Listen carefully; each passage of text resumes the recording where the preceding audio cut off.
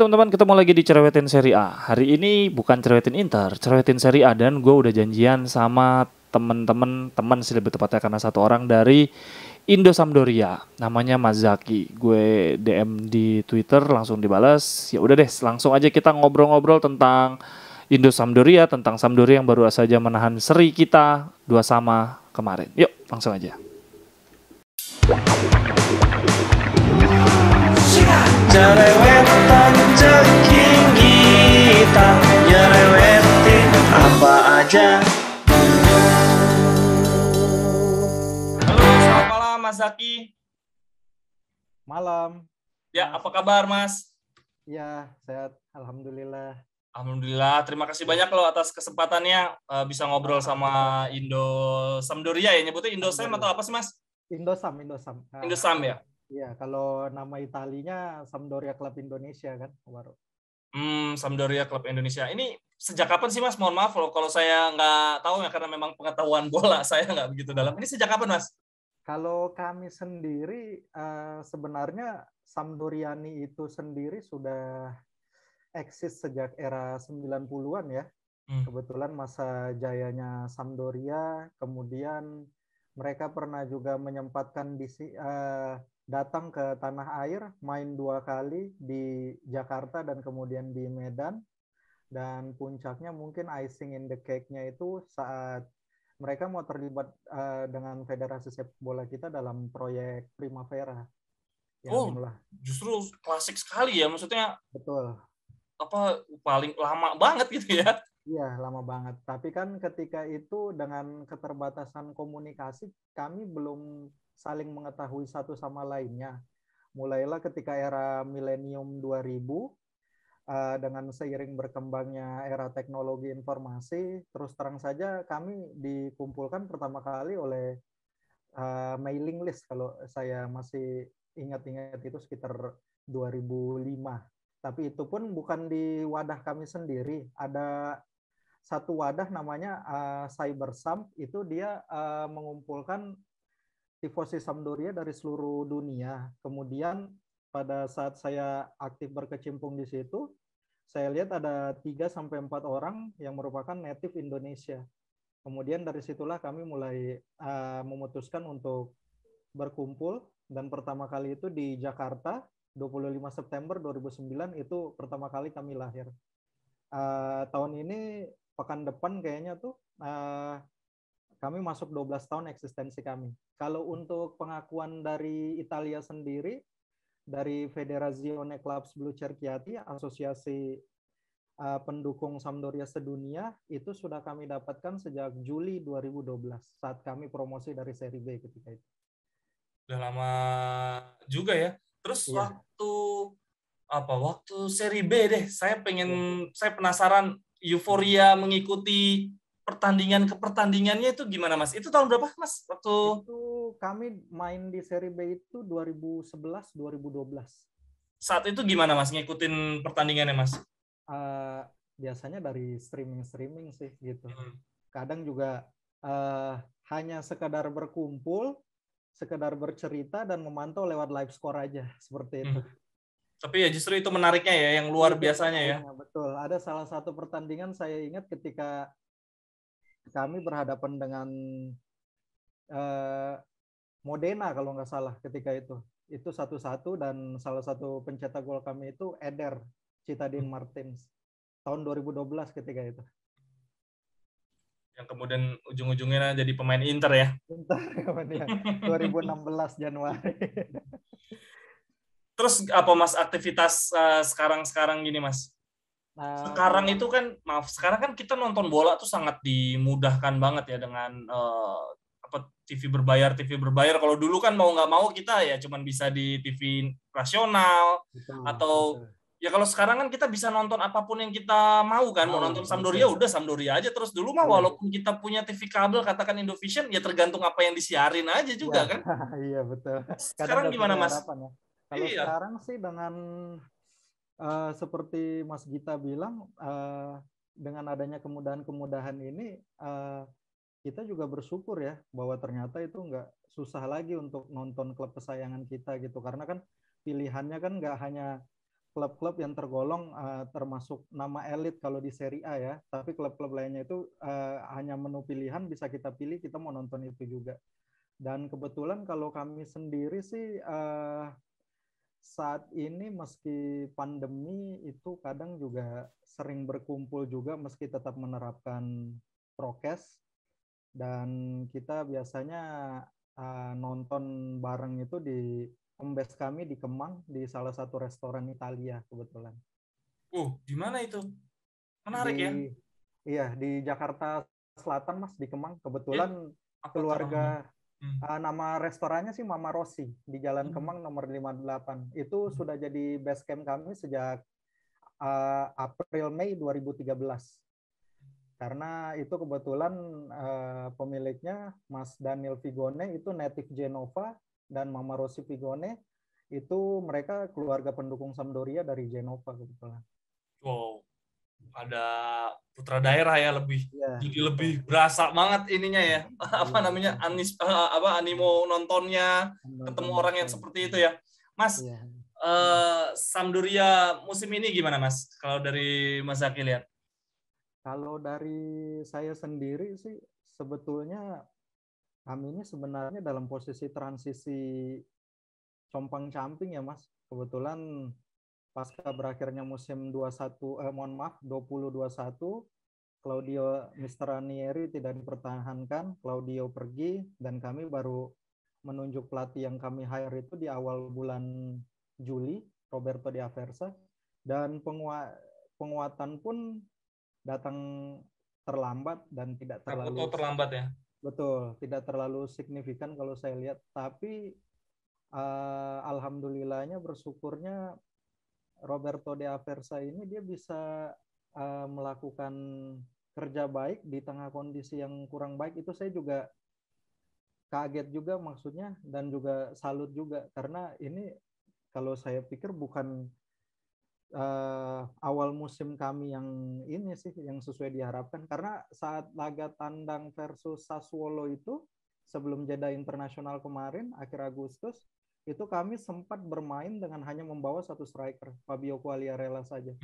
Itu setelah Gabbiadini dan Torregrossa cedera, dan itu belum ada bala bantuan dari Mercato. Semua Mercato itu pergerakan dilakukan oleh manajemen di deadline day 31 Agustus kemarin. Kayaknya memang karena krisis keuangan semua jadi terlihat seperti panik buying ya. Jadi nyari mana nih yang mau jual yang murah, mana yang mau apa, jadi detik-detik terakhir juga. Tapi bagus sih, menurut saya itu sebetulnya pembelian yang cukup menarik, dan kemarin lawan Inter juga mainnya menurut saya bagus. Nah, betul. Yang jadi pertanyaan, waktu lawan Milan kalah 0-1, Mas tolong ceritain dong, saya nggak nonton Sampdoria Milan kalah 0-1 ya? Iya, kalau 0-1. Nah, apa yang membedakan Mas? Itu juga sebenarnya sih itu golnya Brahim Diaz itu terjadi di menit awal saat kami tuh mungkin belum masih di fase lambat panas kali ya, kalau mesin mungkin semuanya terjadi begitu cepat, tapi setelah gol tersebut bertahap tim coba bangkit, ciptakan create chance, ciptakan berbagai peluang, kerjasama yang baik, hanya mungkin belum rezekinya malam itu juga. Tapi secara permainan juga bagus, nggak beda jauh dengan versus Inter tadi malam. Iya. Kalau saya kan perspektifnya, wah Milan hebat banget ya, Inter nih apa kebobolan 2 loh, dan hampir beberapa kali ada Danilo D'Ambrosio, kalau nggak sama dia udah kalah 3-2 loh Inter. Iya. Makanya saya penasarannya sehebat apa Milan bisa sampai nggak kebobolan dan 1-0. Tapi sebenarnya dari permainan nggak beda jauh ya Sampdoria. Nggak beda jauh. Hanya kami gagal maksimalkan peluang aja sih malam itu. Tidak bisa, bola tidak masuk ke gawang aja ketika itu. Malam itu ada eksekusi Gabbiadini yang diselamatkan Maignan, lalu ada Candreva dan lain-lain. Siapa Mas pemain yang potensi paling bersinar, pemain pilarnya Sampdoria musim ini Mas? Kalau untuk bersinar masih Mikkel Damsgaard Mas. Itu hot banget ya, dia itu apa hot sih Mas? Banget. Sayap kiri atau apa sih posisi naturalnya? Dia itu sayap kiri Mas. Di formasi 4-4-2, maksudnya iya, ketika betul. Dia bermain sebagai winger striker gitu? Kalau untuk sebagai striker sih masih belum terlalu ini ya, tapi dia naturalnya memang lebih suka menusuk dari sayap dan dari tengah sih biasanya kalau masuk itu. Ya itu juga diisukan kemarin menjelang pertandingannya, tapi biasalah Serie A menjelang pertandingan ada aja yang diisukan bergabung.